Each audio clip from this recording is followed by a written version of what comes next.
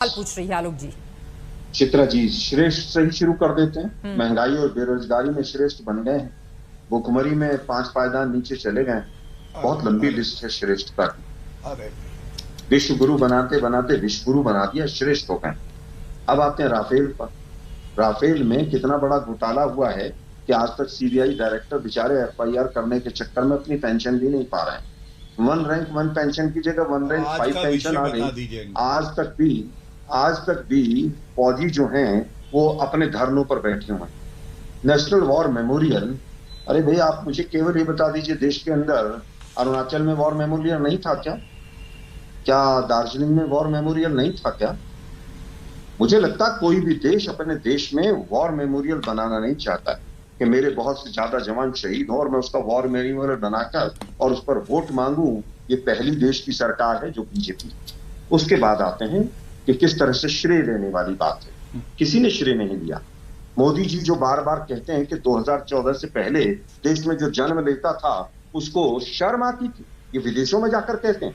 ये बीजेपी के लोग पहले तो 2014 से पहले तो पूरी तरह से केले के पत्ते बांधकर घूमते थे शरीर पर। इस देश में कुछ था ही नहीं।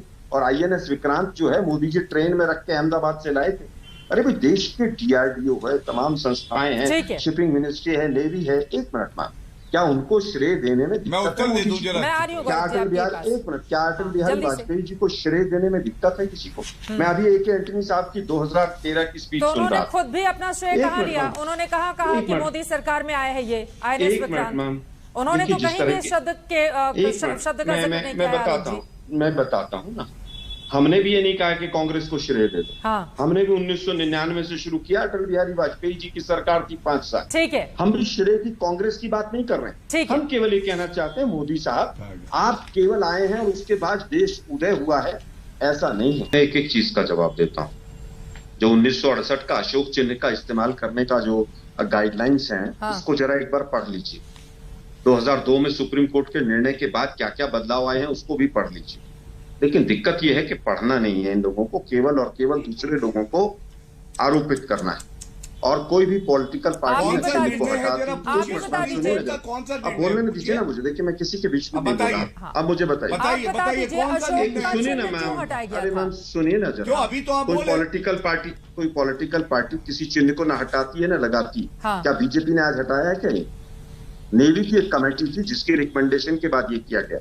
अब मैं पूछना चाहता हूँ कि केवल और केवल ब्रिटिशर्स के नाम से ही अगर वहां पर गुलामी का वो है, तो अभी कॉमनवेल्थ गेम्स में क्यों पार्टिसिपेट करके मोदी साहब बड़े बड़े चिट्ठियां लिख रहे थे कि बड़े किस बहुत अच्छा हो गया है। वो कॉमनवेल्थ गेम्स क्या है भाई?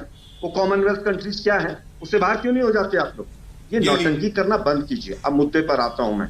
मुझे केवल ये बता दीजिए कि राफेल में ना टेक्नोलॉजी आई और 526 करोड़ का जहाज जो है वो 1650 करोड़ का कैसे हो गया? नहीं आलोक शर्मा जी, एक सेकंड इस पर जरा एक सेकंड दर्शकों की जानकारी के लिए बताना बहुत जरूरी है। आलोक शर्मा जी आप इतने वरिष्ठ हैं, ये बताना बहुत जरूरी है। आप कह रहे हैं कि एक कमेटी की सिफारिश थी कि अशोक चिन्ह को हटा दिया जाए और जॉर्ज क्रॉस जो था उसको वापस लेकर आ जाए। मेन मुद्दे पर रहते हैं सर, इधर उधर नहीं जाते हैं। ये जानना जरूरी है कि आखिर ऐसा कौन था, ऐसा कौन था जिसको इतनी ज्यादा बेचैनी थी जॉर्ज क्रॉस के उस चिन्ह को दोबारा से वापस लाने की, वो भी तब जब 2001 से लेकर 2004 तक वो चिन्ह नेवी का प्रतीक चिन्ह बना रहा था।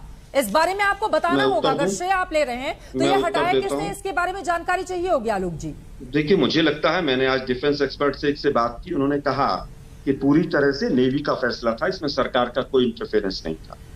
अगर सरकार का कोई इंटरफेरेंस था तो आज की वर्तमान की सरकार बताए किसका इंटरफेरेंस था? सरकार क्यों केवल आरोप लगाकर भाग जाना चाहती? बताए किसका इंटरफेरेंस था?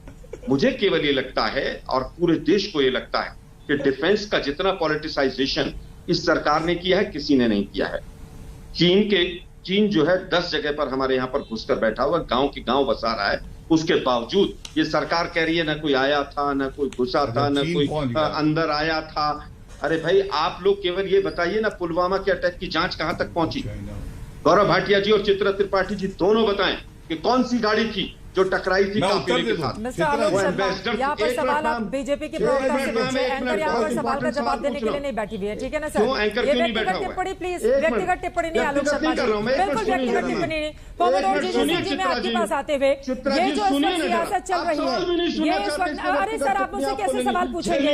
यहाँ पर पत्रकार के सवाल का जवाब देने के लिए आप बैठे हैं पत्रकार से, प्लीज सर, गलत बात है। कॉमोडोर जी मैं सीधे आपके पास आते हुए